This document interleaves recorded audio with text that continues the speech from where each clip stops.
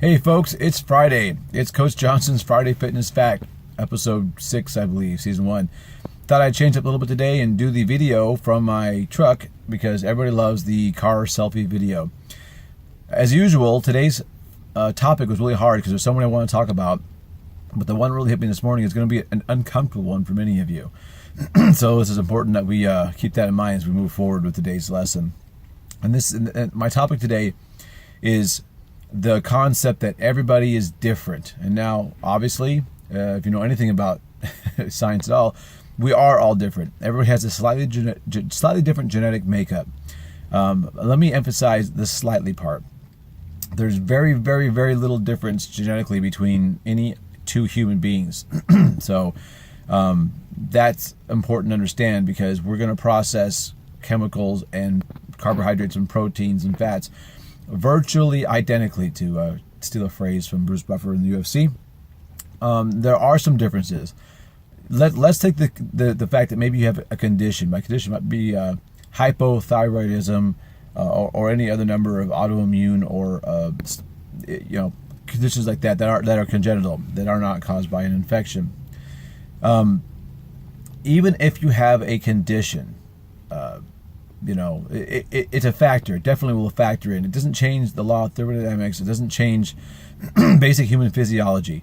Obviously, if you're like gluten intolerant, celiac, things like that will also affect how you get to where you need to go, but they don't really affect the fundamental nature. My experience as a trainer, when someone uses everybody's a little bit different line, it generally means they're trying to use it as an excuse and rationalization for a half-ass attempt at some kind of a program that they failed on. Now, hey, failing a program is not a big deal. Some of them aren't good.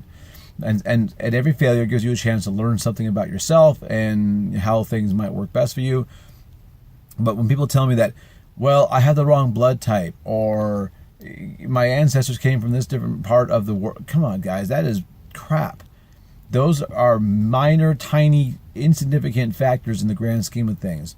The fundamental natures of physics and physiology and biology and anatomy apply to virtually everyone on this planet, unless you have a massively different condition, some kind of congenital deformation or massive dysfunction in your body chemistry or your organs. But pretty much anybody who's listening to this, all these principles work the same. Now, here are some things that will change as far as everybody's different. Maybe your recovery will be a little bit longer or shorter than someone else's. Factors that change that might be age. But keep in mind, age by itself is not the determining factor. What usually makes age a big factor is the amount of muscle mass you gain or loss due to inactivity or lack of movement, and what kind of injuries or problems you've had over the years, and also what kind of schedule you keep. When you're 21 and you're active and you're outdoor doing, water skiing and all that stuff and have all the time in the world, you have a different schedule as far as recovery and, growth than someone who's, 38 with 2 kids, a full-time job, obligations outside the work. So those are factors, but stop using excuses like, well, my body type is wrong, my blood type is wrong, I'm a woman, I'm a man. Obviously, men with larger muscle mass are going to have an easier time losing body weight and putting muscle on, because I hate to break it to you, there's fundamental differences between men and women that go beyond facial hair and body odor and stuff like that. So if you want to believe that there's the only thing that separates men and women is socialization, we're gonna have some differences of opinion and differences of science. Actually, let's break it down that way. But yes, men generally have an easier time losing weight because they have more muscle mass, not because they're men. If a woman had the similar muscle mass as a man, she would have the equally easy time of losing body fat.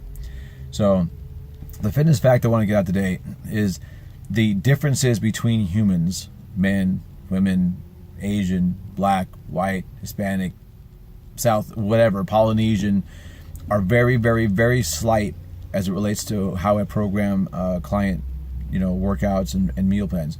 Now, factors like celiac, hypothyroidism,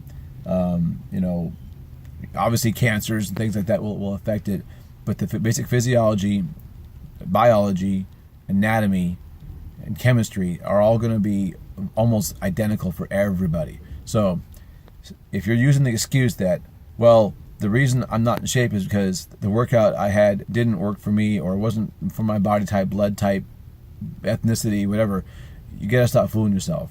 All right, so hope you guys enjoy the change of scenery here in San Diego. It's the sun's just about to break over the horizon, so it's early, but let's get going. So I hope you're having a great, fantastic Friday, and I really hope that Friday isn't a celebration for you. I really hope that your life is good enough that you enjoy every day and you don't need a vacation from your life. Honestly, if that's how you feel, and this goes beyond the scope of fitness, I hope you make some changes. For me, I mean, some days are good, some days are not so good, but I love every day. Every day above ground is a good day. I believe that wholeheartedly. And I think that helps overall life. So if you're celebrating the end of your work week, I feel bad for you. So, but I'm here for you. I got your back, or your deltoids, or whatever it is you're working on that day. I'll talk to you soon. Bye.